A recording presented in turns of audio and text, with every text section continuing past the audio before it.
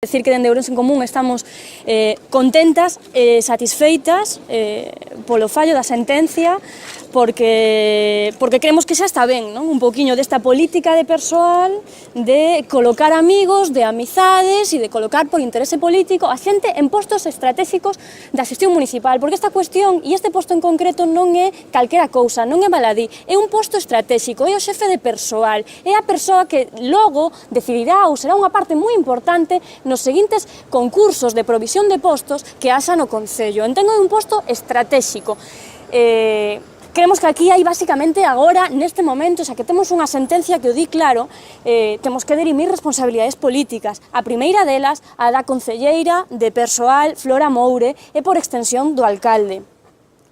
E o decimos con contundencia porque creemos que é así, non solamente por levar a cabo un concurso para un posto de traballo de maneira ilegal, que xa o di a sentencia, no que se proba claramente a desviación de poder, é dicir, usar as competencias públicas e desvialas dos fines diferentes de cara á utilidade pública e ao beneficio público, e a que se lle podería imputar un delito de prevaricación. Fixadevos que a desviación de poder que sale recollida na sentencia podería estar encadenada cunha cuestión, cun delito de prevaricación, pero non solamente por iso, non solamente por ter feito mal un concurso e de maneira ilegal, senón porque ademais foron advertidos antes de chegar á vía contenciosa, foron advertidos mediante un recurso de reposición que tamén os grupos municipais socialista e de Ourense en Común interpuxemos, dicíndolles que estaban facendo as cousas mal, que aquel nomeamento estaba mal feito, que era ilegal, que era irregular,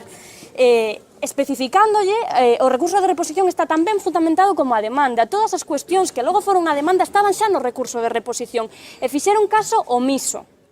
De feito non responderon ao recurso de reposición, se lles advertiu antes de ter que chegar aos xulgados, porque nós non somos partidarias tampouco de encher os xulgados de cuestións que se poden dirimir na propia casa.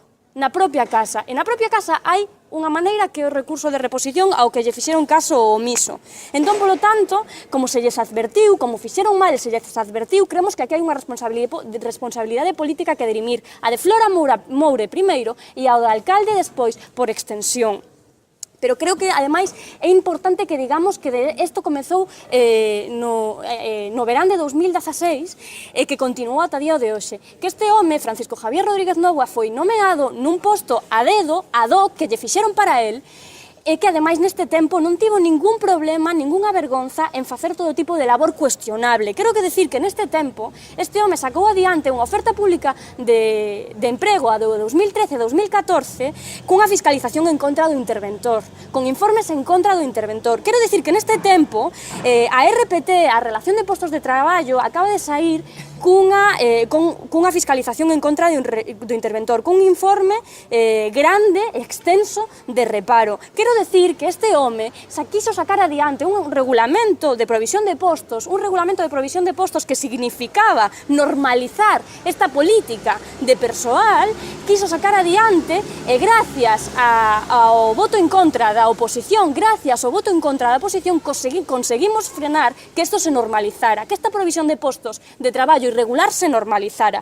E quero dicir tamén que este home forma parte dun grupo de traballo que está intentando facer unha modificación extensa ou grande da RPT, da Relación de Postos de Traballo, un grupo de traballo no que ele está presente e que se nega a levantar actas das reunións que teñen. Aí están facendo unha modificación da RPT sustancial e se negan a levantar actas, requerido en varias ocasións, en moitas ocasións, polos grupos da oposición en xuntas de área. Entón, Francisco Javier Rodríguez Novoa, que está ali presente como representante da administración, di que non levantan actas, cando nesta casa se levanta acta de absolutamente todo o que pasa. E isto que leva facendo este home en máis ou menos un ano e uns meses.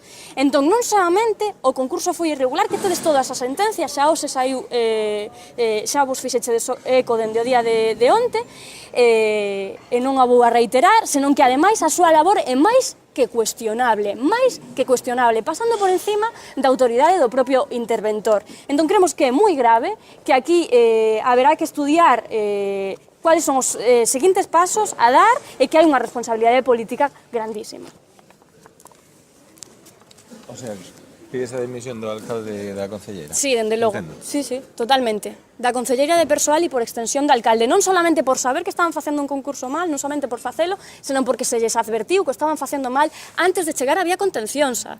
Recordemos que fixemos unha rolda de prensa, estabades todas presentes, cando presentamos o recurso de reposición. Cando presentamos o recurso de reposición, se non me equivoco, 16 de agosto do ano 2016. Presentamos ese recurso ben fundamentado, non eran 4 liñas. Estaba prácticamente todo o que logo se recolleu unha demanda que presentamos o contencioso. E non nos responderon. Entón, estaban advertidas, fixeron caso omiso e deixaron que este home estivera traballando e facendo unha labor durante case un ano e medio.